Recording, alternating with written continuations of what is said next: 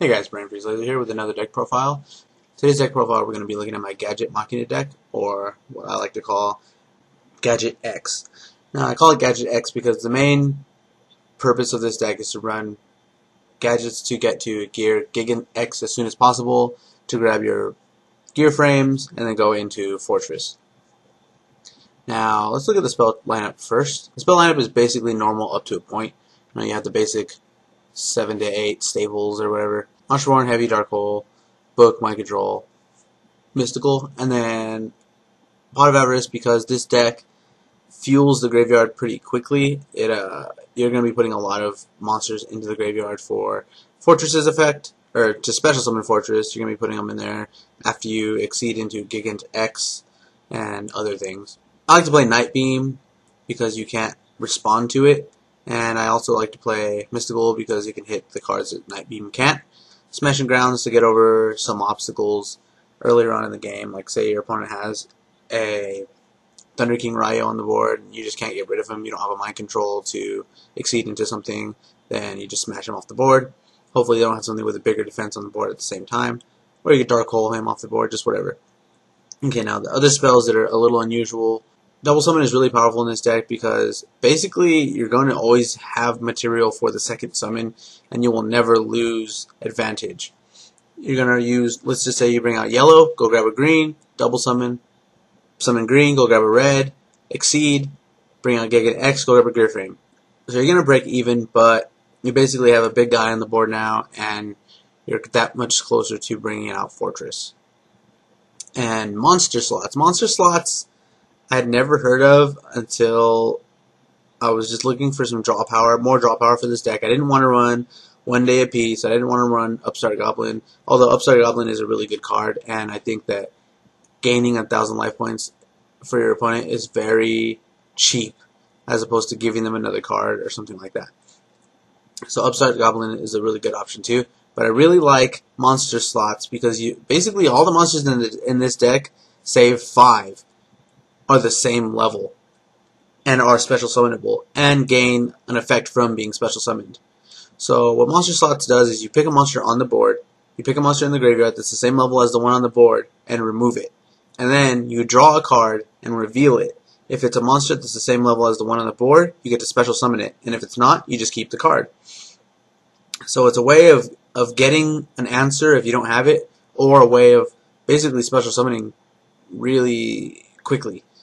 And that's why I run Dimension Slice, because you special summon all the time in this deck. You normal summon a gadget, double summon, normal summon another gadget, go into Gigant X, or any number of 4 stars, Dimension Slice something off the board. And what's really cool about Dimension Slice is if you can do it the turn you set it, as long as you exceed. So it's almost like a spell. But, just be careful that if you set it, your opponent is going to have the opportunity to mystical it off the board. So you kind of want to set it when you know that your opponent doesn't have mystical. But beyond that, it's a really powerful card in this deck because you're always special summoning anyway. And obviously, what the gear frame and fortresses are for. Exceed Reborn is really powerful in this deck too, because you could bring back something like Gem Knight Pearl, and you'll have a big beater again. Or you can bring back Gear Gigant X if you need to go digging. Dump off the trap card as his material and go grab a gadget or a gear frame. The compulsives are for offensive and defensive plays. If your opponent is going to Dark Hole your monster off the board, or all the monsters off the board, or whatever, you can, compulse one of your Gear Gigants back to your extra deck, or you can compulse a gadget back into your hand, or you can compulse a machina gear frame back into your hand, or a gorz back into your hand, whatever. Or if they have something on the board like a T-King or something like that you don't want on the board so you can get your effect off, you can compulse him off the board too. Just remember that you're going to have to deal with the problem later. But you should be able to if you bring out Gigant or something like that. Another really powerful card is Tragoedia. I didn't really understand why they ran Tragoedia in this deck until I played him. And essentially it's just another way of getting a 4-star or a 7-star on the board while you control. Let's just say somebody hit your gadget or whatever, your gear frame or just anything, did damage, bring out your trag, Now you can steal their card if it's a 4-star. That's another way of getting rid of T-King, is you can take it if they hit and you special summon, assuming they didn't tribute T-King to stop Trag from coming out, which would probably be the best in their best interest. Let's assume that they didn't for some reason. So you take their T-King and then you sync up into whatever level 4 you want to, or you could bring out another gadget and go into a 4-star that needs 3 materials, which we'll talk about in a second. Or you can have, if you have Trag on the board and you have a fortress in the graveyard, and then you can special summon another fortress, you can go into a big eye. So he has a lot of options, and he's pretty cool. And because this deck generates so much hand advantage, he should have a pretty high attack when he comes out. And basically, that's it for the main deck. Let's take a look at the extra deck. Okay, so as far as my extra deck goes, I have one steelswarm roach. Steelswarm roach has helped me in a couple situations. I actually brought him out against a Dark World deck, and they had out gates on the board, and since he's a fiend, he gains a boost from it, and my opponent forgot that and attacked me with their bro, and it won me the game. So, and there's a photon popilloperative, and essentially she's just to get rid of things like Raikou or whatever, if your opponent has a face down, Gears armor, or just something like that. You're going to lose her, but at least you got rid of your opponent's play. Taking away a play is a very important part of this game. If you can stop your opponent from, if you can take a piece out of the puzzle, then that's good. And then since this deck special summons so much anyway, losing this card to, something like a Raikou, a set Raikou, or whatever, is a small price to pay, whereas opposed to your opponent getting their plan off. I have 2 Fairy King albverdich in the deck.